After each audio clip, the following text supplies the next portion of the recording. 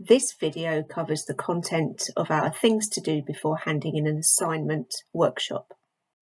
The aims of this workshop are to help you understand what the most common issues are in academic writing, things that you might get comments about in your feedback, so that you can identify which relate to you, so you can then make an action plan to identify things you can do to solve these problems in your own writing. The most common feedback points are sentences that do not make sense, writing is unstructured, work is not analytical enough or critical enough, work is not academic enough, the sources that are used as evidence are not academic sources, work does not meet the learning outcomes of the module, and there are general proofreading issues, grammar mistakes, English mistakes, punctuation and spelling and so on. And finally, referencing is not correct. When this symbol appears on the video, this is an opportunity for you to pause and make a note of an action that you can do to solve this problem if it is an issue in your writing. You might be familiar with some of these feedback points, others may not apply to you. So watch the video and decide which actions are relevant to you. The first one is about sentences not making sense. It's really important to make sure your reader has a good understanding of what it is you're writing about. You need to make sure you're using formal language and that your grammar and spelling are accurate so that your reader has a good understanding of what you're saying, and also to make sure that each sentence is clear and coherent. And what you can do about this is you can read each sentence out loud when you've finished writing or as you're writing the piece of work. Listen out for any awkward phrasing you use, any wording that's unclear, or sentences that are too long or that aren't written in full.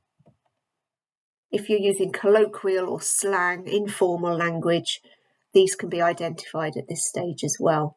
Our Study Smarter guide provides information about lots of digital tools that can help, as well as our proofreading guide. That's well worth exploring. Pause the video now if you want to take an action about this feedback point. The second one is that writing is unstructured, and this might be related to your sentence structure, which will be covered by the first point we've just made. It also could be your paragraph structure, or it could be related to the structure of the whole assignment. Your paragraph structure, if it's strong, ensures you're writing in a logical order and gives you the opportunity to include evidence as well as analysis and links to ideas related to that topic. Your strong assignment structure ensures that your work is easier for your reader to follow, also helps you present things in a logical order, and helps you to avoid repetition. We've got some guides that will help you with this. The Academic Writing Guide is really good, as well as Sage Skills Student Success that has a module on writing coherently. If either of those things are things you could explore, write those on your action plan now. Continuing on this point, paragraph structure is key to ensuring that your academic writing is doing everything that it needs to. It needs to include description, as well as critical analysis, evaluation, and evidence synthesis. And using the Peel model of paragraph structure, and we've got a guide to help you with this with a video which you can watch for more information, this will help you to achieve all of these things. Peel stands for make a point. That's the descriptive part of your writing. Provide evidence to back up that point. And then there's an opportunity to explain why that point is important to the topic. This is your analysis. So explain why or explain how it works. You can also make an evaluation here. If you've made a comparison between something, you can judge which is the best. That's your evaluation. You will need more evidence to support your explanation, your analysis. The link then relates back to the issue or the problem or the topic, or can link onto the next point that you're about to make. And there's an opportunity as well to add a C onto the Peel model. You can make a critical point about the literature that you've used in this paragraph, and we'll look at being critical at a later point in the video. An additional tip here is that your paragraphs should be roughly the same size as each other to make them as easy to read as possible. Using Peel will help you with that as well. So jot down on your action plan if peeling your paragraphs is going to be something that helps you here. Let's now think about the overall structure of the assignment. Regardless of the kind of assignment you're writing, you will need an introduction, a main body, and a conclusion. The introduction is around 10% of the assignment and introduces the topic to your reader. It tells them what you're going to cover. It gives them basic information that it will need to understand. And a great tip is to write the introduction last.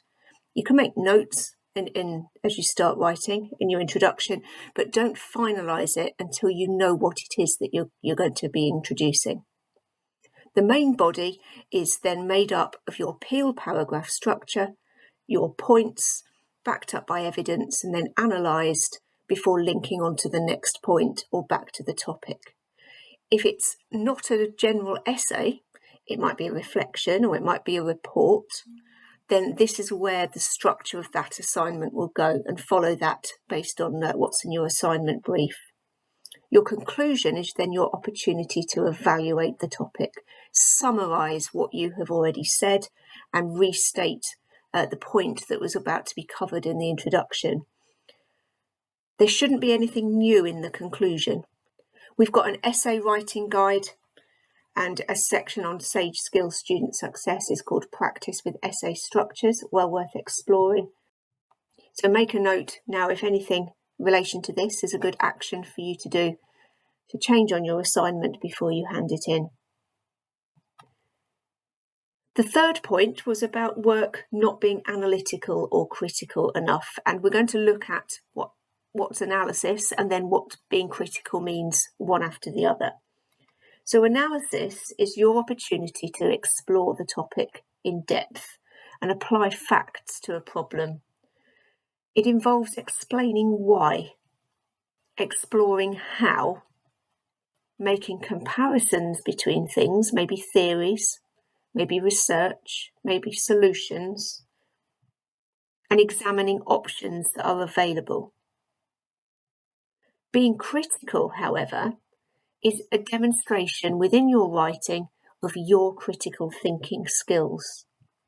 It allows you to look at a problem from another perspective, allows you to identify limitations with solutions, identify recommendations that are made by writers, as researchers, for example, and overall, it allows you to evaluate and demonstrate that you have really considered the evidence that you're using. You can make critical points about the research papers that you refer to in your assignment. Were the sample sizes adequate? Can the results be generalised? Can they be applied to wider populations? Or were the methods they used not completely appropriate? Could they have achieved a different result by doing something slightly differently? The Peel structure will allow you to do both these things. The explanation is your analysis, and then the C allows you to make a critical point. It's important not to force the critical point. If there isn't one to be made, then don't shoehorn one in just for the sake of it. But if you're making relevant critical points, that will be impressive to your marker. Sage Skills Student Success has a guide to being a critical writer that will help you with this. So jot down on your action plan if this is something you can consider. Still on this topic, being aware of Bloom's taxonomy of learning is really important. It is a model that demonstrates a student's journey as they go through their university course. When you start, you're at the bottom of the pyramid, and when you finish, you're at the top or closer to the top. So consider how you're developing these skills year on year as you go through university. Our guide, What is Description, Application, Analysis and Evaluation, is well worth exploring because it shows you examples of how to develop your writing as you include these skills as you go through. The fourth point is that work isn't academic enough. Some good features of good academic writing are good quality source materials, academic evidence, a well-structured argument that makes comparisons between things and then makes decisions about which option is the best. Evaluation using clear criteria and synthesizing evidence, not just using one source, but bringing in a range of sources to make your point. Being aware of complexities within a topic as well. It's not going to be just black and white. What factors affect the issue you're discussing? And that all of this is put together in a logical order. Remember that your writing needs to include description, analysis, evaluation, and evidence synthesis. And again, the Peel structure will help you to achieve all of these. So jot down if a revisit of that will help you with whether your work is academic enough. Using the right sources is going to help you with this as well. So using library search to find your sources of information after you've explored your module reading list is going to be most helpful. To find evidence on library search, use keywords that are related to the topic. Combine these with and, putting speech marks around phrases of 2 or more words to keep those together.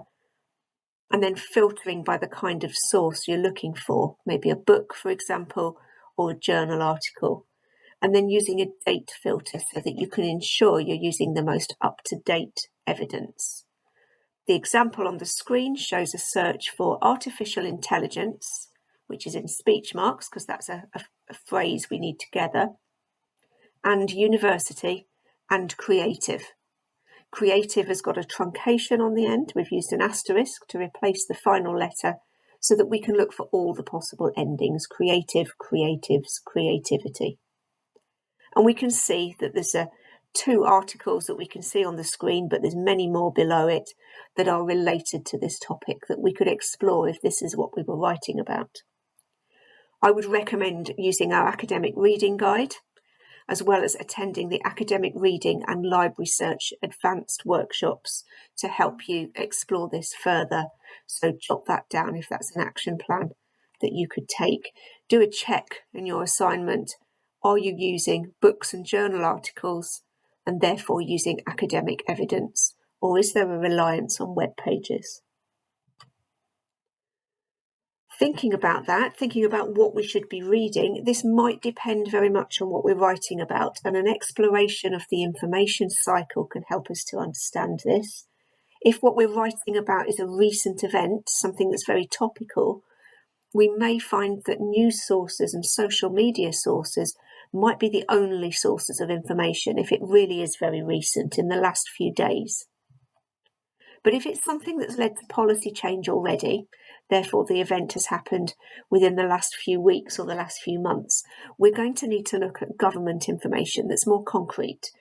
Trade magazines related to our topic area, our subject area, will be writing about these things and looking at the impact of that event. If it's much longer ago, 6 months onwards, over a year, this will have led to developments in policy and established policy change. So there will be government reports upon that and upon the impact of it, as well as research papers exploring the impact of that policy change that was brought about by a particular event. Evidence in journal articles, and then later on within books, is your academic evidence. Using our information literacy guide will help you here, and make a note to see if any of this is relevant to consider for your assignment. Still thinking about whether it's academic enough, you can then evaluate the evidence that you're using before you use it. So ask questions about it. Is it reliable? Who's written it? How old is it? What's its country of origin? What did researchers do to get this data? Was this appropriate? And was it enough? How strong is the argument that's being made? And are the findings of research consistent with other researchers? Or is this an outlier? Demonstrate your critical thinking by showing you've read widely enough to know what the general consensus is. The CRAP test will help you with this. If it's current, it's up to date. If it's relevant, if it's been authored by experts, the authority is good. If it's accurate, and if its purpose is to inform or educate rather than to sell or persuade, then it's good enough quality to use in your writing. Use the note-taking guide to help you with this. And when you're reviewing journal articles, research papers, it can be a good idea to use a top sheet, which will prompt you to consider some of these things. There's one that you can download from the library web pages. Take a moment to jot that down on your action plan. The fifth point is about work not meeting the learning outcomes. And of course, this one's quite a big one. You need to understand what your learning outcomes are asking you to do. Note which verbs are in your learning outcomes. Those are the doing words, the words that you are expected to do something. The 6 here are the most common: analyse, apply, discuss, evaluate, explain, and identify. The library's starting an assignment guide has got a terms and definitions fact sheet that will help you to explore these definitions and more. So as you're writing and as you're preparing your work for hand-in, revisit your assignment learning outcomes regularly. Make sure your work reflects what they're asking you to do. Look at those verbs. Does your work support a single point of view, or have you considered multiple perspectives? Do you analyse the topic in enough depth, exploring why and how, and ensuring your work is analytical rather than descriptive, not just presenting facts and statistics, but explaining why those facts and statistics are important? If this is something you need to check on your work, jot that down on your action plan.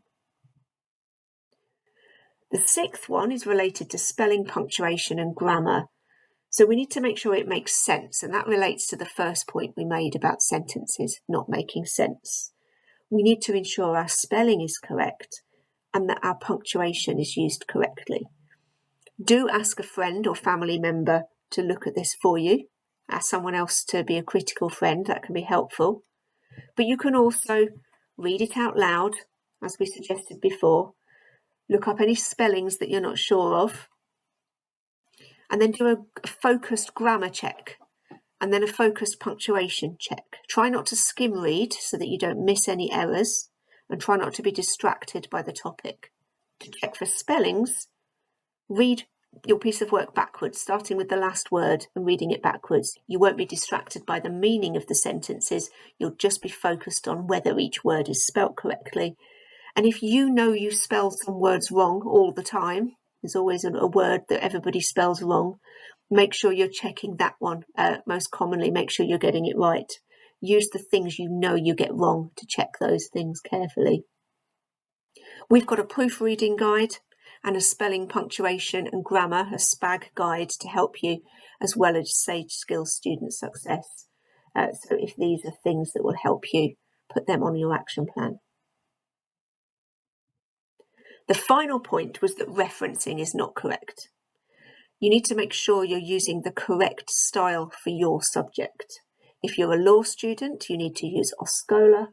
If you're an engineering student, you'll be using IEEE.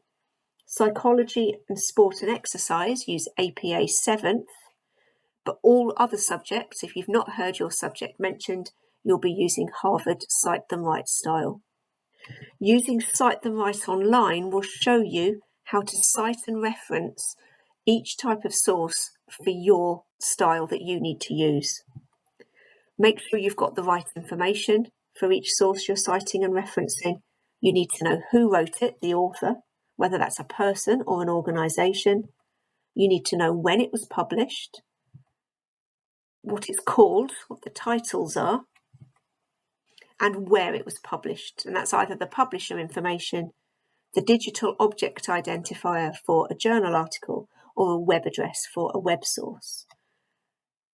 Use the ref zone and Cite Them Right online to explore this even further. We've got a referencing basics workshop, and on the ref zone there are videos that show you how to use Cite Them Right. Jot that down if that's an action you can take to improve your referencing before you hand your assignment in. Now, overall, it's a really good idea to use a checklist to evaluate your work before handing. There may be one in your assignment brief, and if there is, use that because it's tailored to that assignment. If there isn't, there is a checklist available on page 327 of the Study Skills Handbook, which is written by Stella Cottrell. It's a general checklist that you can apply to your work to ensure that you're doing all the right things. So make this a habit that you do, and jot that down as an action to complete for every assignment. Give you an opportunity to make some final improvements. There are loads of other things that will help you as well. The library has guides and workshops and videos to support you with a range of academic skills. Sage Skills Student Success is a package that you can explore to develop your academic skills. And if you've used all of these resources and you're still worried about a particular skill, then you can book an appointment with an academic librarian and skills tutor. In summary, there are lots of common issues that are seen in assignments. You won't be the only one who's had that feedback, but there are things that you can do to overcome them and ensure that you don't get that feedback in future. Use the resources that are available to you and make your own action plan. Final chance to jot something down on that action plan. Don't forget there are lots of workshops to help you, and then these are the references that have been referred to throughout this session.